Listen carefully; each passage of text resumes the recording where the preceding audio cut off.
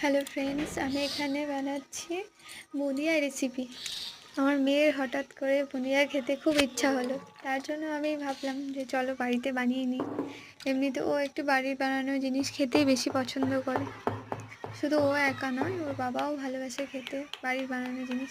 তাই বেশিরভাগ সমস্ত কিছু বাড়ির আমাকেই বানাতে হয়, ভালো ভালো খাবার দাবার ওদের জন্য।